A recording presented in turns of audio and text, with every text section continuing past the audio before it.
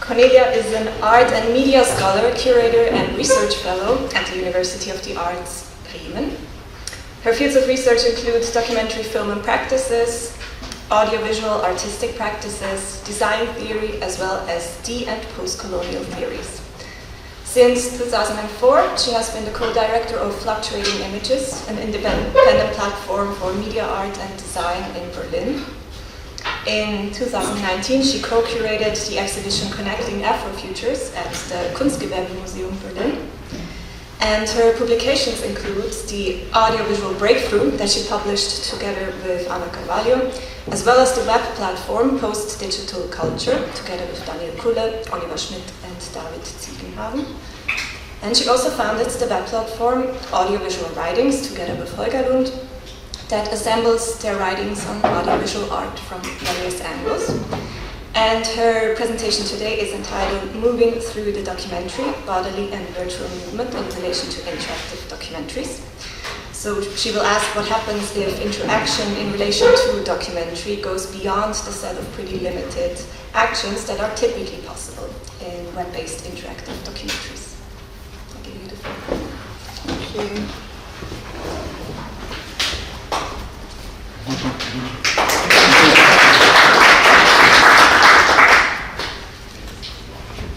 Okay, before I start my presentation, I would not only like to applaud for the city walk, but also thank you for the invitation, the whole team, and for the wonderful organization. I've rarely been taken so well care of at a conference, so I think it's very enjoyable, and also our discussions. And I have not reworked my presentation after the discussions yesterday. Also, I could have to include them better. But even though I have not done that, you might recognize some of the topics and find points to connect to the discussion. And sometimes I will also refer to the discussions. So Vanessa has already introduced me a little, but for those who don't know me that well, I'm usually not working on like traditional documentary films for cinema, for the single screen of the computer, and I'm pretty much working between the art context and academia, so also between cinema and the art context. So there is the end that Florian mentioned in his introduction already kind of is at the core of my work that I'm usually doing, and my presentation is also done more on the documentary and interactivity maybe than on the interactive documentary.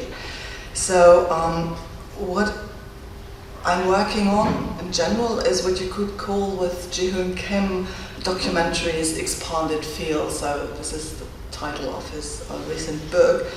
And that, of course, includes documentary practices in the art context. And I have a focus on performativity, and this is also the entry point for this paper. So as Vanessa has already mentioned, in web-based documentaries, there is some performativity, but we can typically speak of two types of performance or performativity. One is the performativity of the software or the platform, and the other one is the performance of the user, and that usually is a very limited set of actions, like you press a button or you move the mouse. Maybe you even have another interface, but you don't move that much. But today I'm more interested in what happens when the documentary leaves this setting to propose this positive calling for more interactive exercise, if you will. This is, of course, nothing totally new in the realm of interactive documentary. Recent years have seen discussion and experimentation on performativity, and the role of the bodily presence in the interactive documentaries has been discussed from various perspectives. So there's, for example, the seminal text by Judith on interactive documentary and live performance from embodied to in-place interaction, which is a very important reference point when speaking about performance and performativity in this context. But there's also Kim Nelson's text and her projects, and she published an article in 2022 on the historian is present, live interactive documentary as collaborative history. And both texts are interested in the direct exchange between artists, filmmakers, as performers and the viewers, and they kind of stress the physical co-presence and also the collective experience. Especially like in Kim Nelson's experiments, the second part of the interactive documentary performance is always the discussion with the audience that becomes part of the performance. So there is this co-presence, the exchange, and the collective experience as opposed to the isolation in front of the screen. And the implied settings for the live performances here are mostly theatrical. I am today more interested in another aspect of how and where interactive documentary can happen. Namely, I'm interested in the implications of installation settings, where interaction involves movement to connect and activate different parts of the documentary. And this movement is performed by the viewer's or user's body moving in and through the installation. And in the following, I would like to examine examples proposing various instances of interactive movement that literally lead through the documentary. And these examples include exhibition dispositives, theatrical settings, and a virtual experience. But the theatrical setting is not like the normal one with the stage, as you will see. And we will examine them as experimental settings from an interactive documentary perspective. So they are not necessarily extremely experimental in the settings where they come from, so to speak. So they might not be very experimental exhibitions, only in the sense that wherever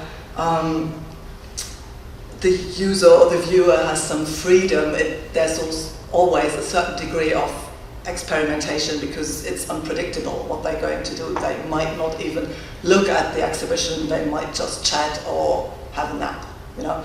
So, but if viewed from an interactive documentary perspective, these settings might function as experiments or labs to explore and expand the notion of interactive documentary. And in this sense, I will examine in what ways these settings experiment with effect-defining parameters of interactive documentary. So we will ask, how does the interaction change in these settings?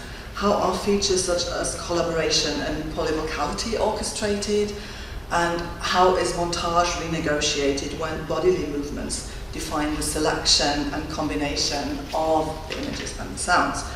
And we will start with the example of an exhibition, eine Ausstellung zur Arbeit, or Labor in a Single Shot by Harun Faraki and Antje Ehmann, as shown at the HKW, so the Haus für Kultur in der Welt, in Berlin in 2015.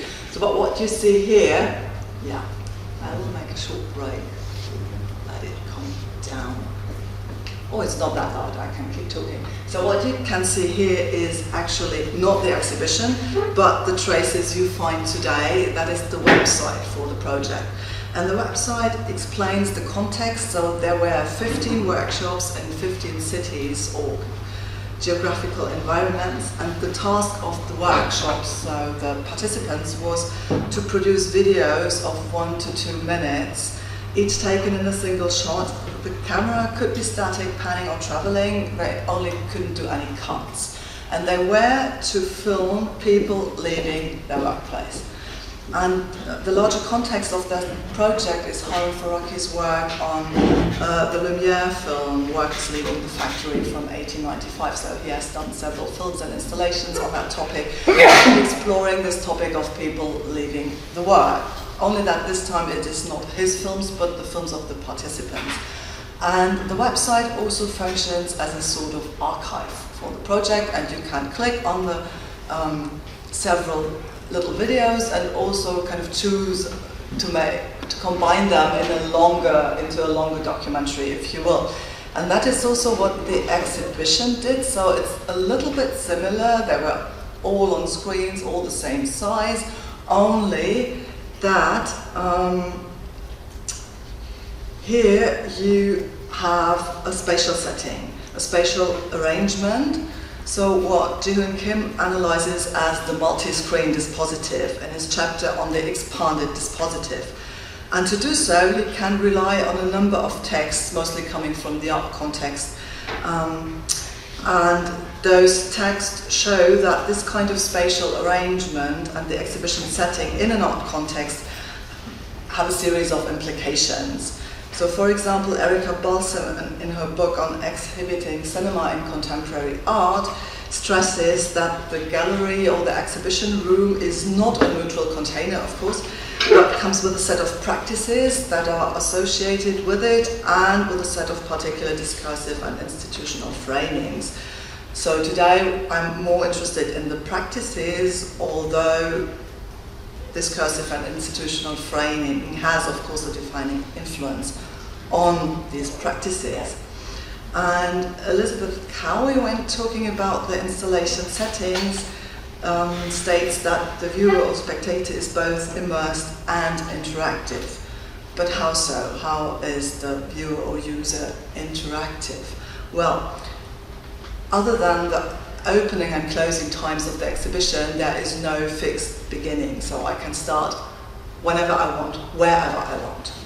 So there's no fixed order. And the sounds are mixing, and not only this, in this case, the sounds are mixing, not only the sounds of the videos, but also of the surroundings, so the people talking. And what happens is that the montage becomes interactive as it happens through the choice of where to move next, so in what order I'm going to watch and listen to the videos. Kim speaks about a spatialized strategy of montage. I would say it is a spatialized and bodily strategy of montage, because the viewer moves her body through the spatial arrangement, and all kinds of sensory experiences are attached to the viewing of the films. Not only the films and the visual part and the audio part, but also the other people. You have sounds, you have smell. It might become very hot because there are other people, or like the air conditioning is not functioning well. So it's a whole set of sometimes very present sensory experiences in an exhibition setting. And these sensory experiences are maybe even heightened in installations where the setting is more site-specific and less abstract. So it's kind of a very abstract setting where everything is very well ordered, everything has the same size and so on. There are more messy settings, if you will, such as this exhibition by Volumen Express called Facades of Crisis. It was shown in Berlin in 2010 and 2010. So this exhibition is based on research material of the documentary theatre installation in Potentia, and it explores the consistency and social relevance of architectural safety measurements in Buenos Aires after the financial crisis in Argentina in 2001. And the installation juxtaposes the rigid structure of metal bars with the personal experiences of 10 inhabitants of the city coming from very different social backgrounds. So I will show you a short clip of the walkthrough. I have not yet opened the clips because when I do so, what tends to happen is what happened yesterday to Thomas's video at the beginning. So just open them right here for you now. Oh, that's the wrong clip, sorry. Here's the right one. So, here we go.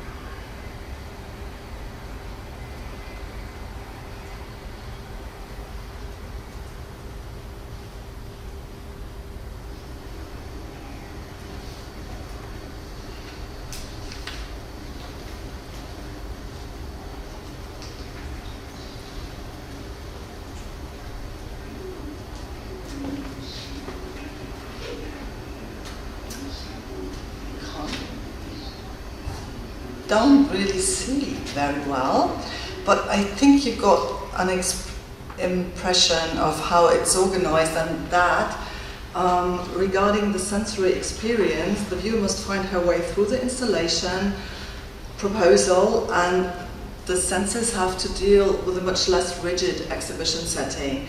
It is site-specific to the gallery venue, and the screenings, they have different sizes, very different materiality, as you have monitors and also projections that are not very clear sometimes because of the screen material, and you have different sound situations, so you have headphones and you have sounds in the space. You can walk through, you can stand, you can sit. So the installation is a little bit more immersive maybe, as the institutional setting is less present. You don't feel that much that you are in a gallery space. They try to make that disappear. And you also have the illusion that the projection is very big, so you seem to be really in the space of the situation in Buenos Aires, and also surrounded by the sound. So while this installation happened in the art context, Volumen Express originally come from an interactive theatre background. And interactive theatre and installations are the second field of reference that is usually mentioned when talking about the interactive documentary becoming performative. Judith, for example, is highlighting the importance and influence of theatrical experiments working on breaking down the fourth wall. And we will look at one such example, not by Volumen Express, but by Rimini Protocol, that is Situation Rooms from 2013. And you can see a little bit that those examples, they are not very recent. So that is what we have been talking yesterday about as the heyday of interactive documentary. But we might also think about what Judith was mentioning yesterday, that maybe the interactive documentary migrates or relocates to other areas, and maybe it has been there already, but it was just not linked in the discourse that much at the time. So what you can see here is the model of the architecture for the multiplayer video piece, as Rimini Protocol call it. So the installation or the stage setting in which Situation Rooms unfolds. And as the title suggests, so it references the Situation Room, the topic is war, and you have 13 players who become the actors or performers, and that is the start situation. The players get assigned a position from where they start the performance. There are different entrance doors to the model, and they get an iPad, and the iPad leads through the experience and contains additional material, especially film material. But how it works is best explained by watching a short trailer. I hope you can see it and it's not too much light. Maybe it's possible to get them. Maybe, yeah, we should get them a little bit down.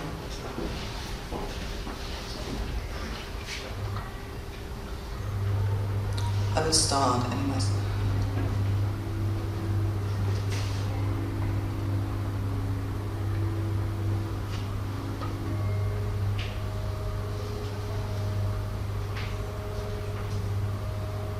Das braucht man, um den Intro zu ziehen. Nachtsichtfeld, feuerfeste Unterwäsche, Splitterschutzweste, Gottvertrauen, Sanitätsausrüstung und Ausbildung. Man muss eben wissen, dass es immer gefährlicher werden kann. Génévaux, ils m'ont ramené aux frontières du Rwanda pour me former à être soldat. Früher habe ich Waschmaschinenteile gemacht.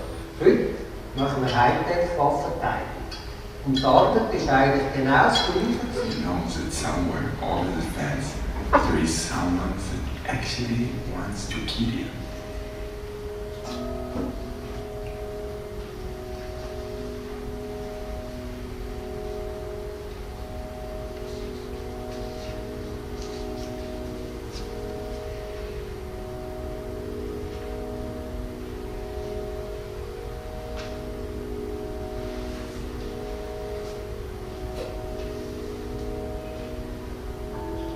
Look at the mirror.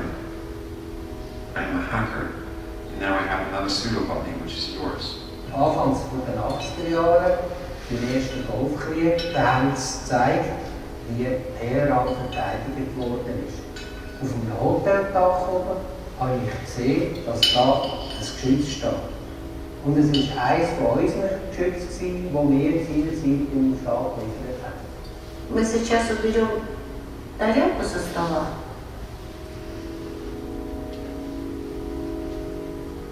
Walk over to him and say hello. Ujambo. Habari zako? Sasa niambie. كيف وصلت من جميع أنحاء مصر توجهوا الناس لساعة الساعة ليعملوا مثل هاي المظاهرة وعملنا كان بالتغيير.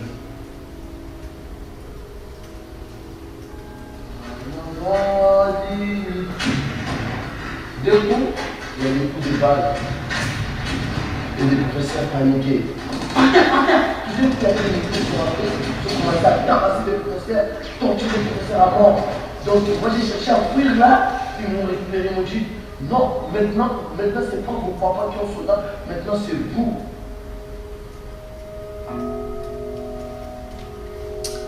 So, I think you got quite a good impression that it is a very complex choreography of bodies moving through a spatial and media environment that unfolds in that piece.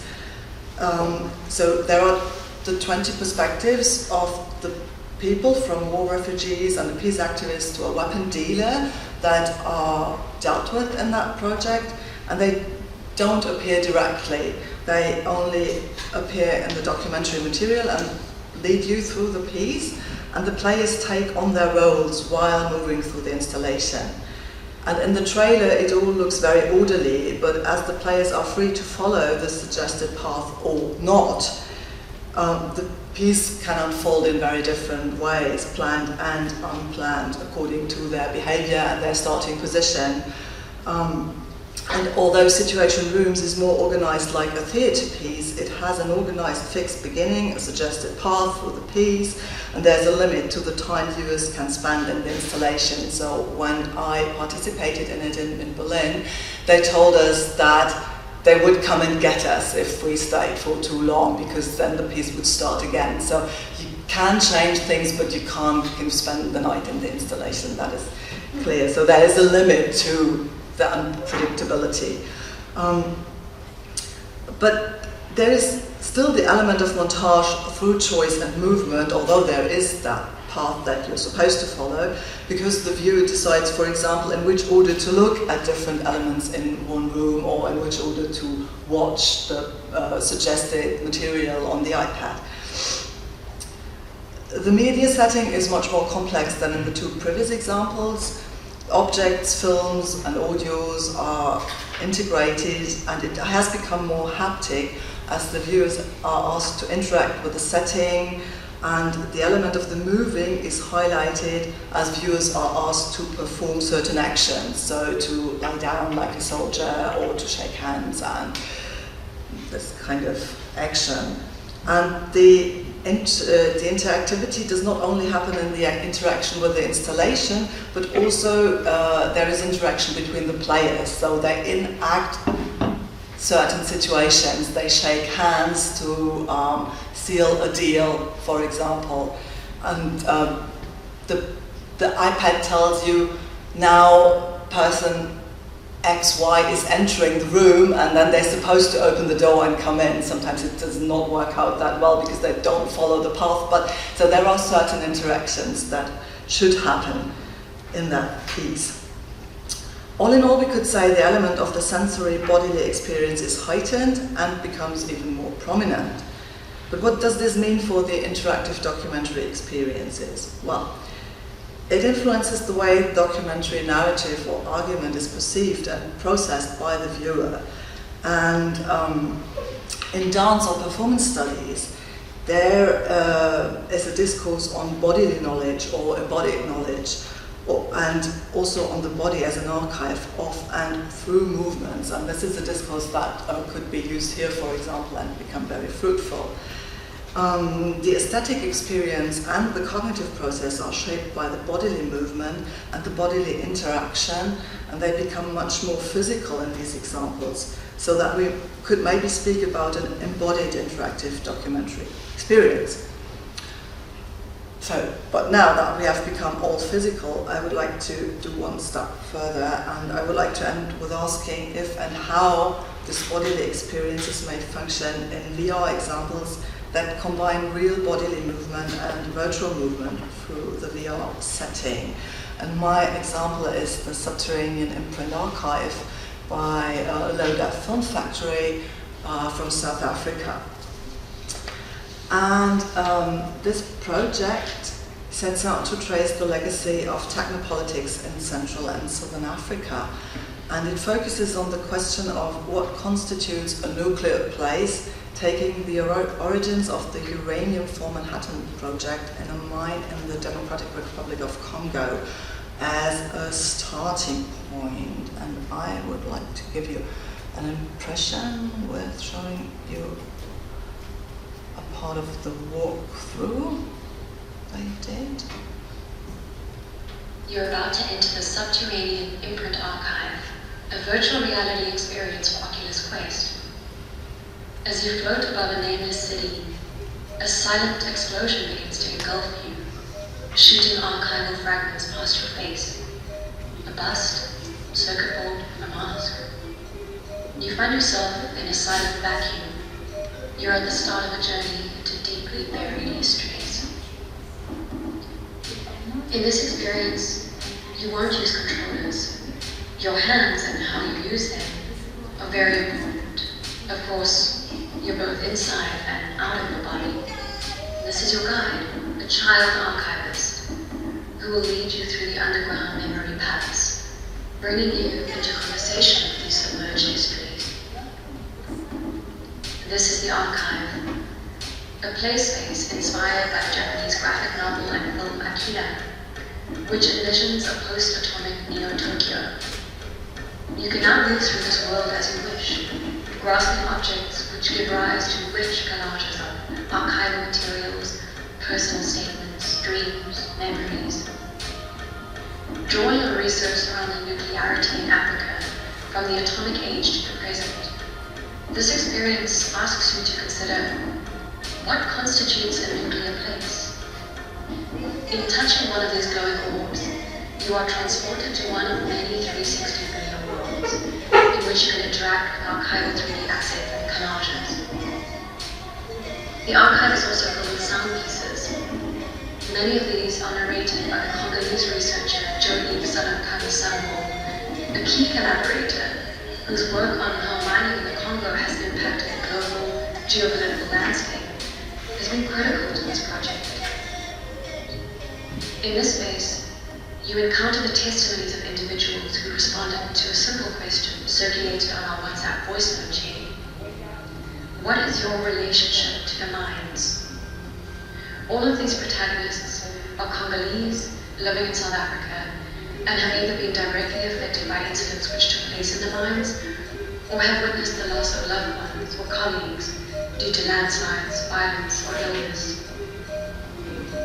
Whether you use your hands to excavate hidden objects or create three-dimensional light drawings, you leave your trace on this archive. Okay, let's stop here. So you have seen that you can even leave traces in this archive. And what remains the same compared to the previous examples is the element of montage through movement and choice. And the question is how this kind of combined bodily experience works in terms of embodied knowledge production. And this remains to be explored because there have been no user surveys for this project. And we've been talking about it yesterday, that this is something that is missing, that very often you don't talk about the user experience, but for this example, it would be very important. So, to sum up, my proposition was to look at these installation settings from an interactive documentary perspective and to look at them as experimental settings. As such, they open up new avenues to expand the idea of interactive documentary and to explore the and And as I've tried to show, if, however, we were to consider them as experiments or laboratories, some kind of verification mechanism would be needed to evaluate the experience of the experiment.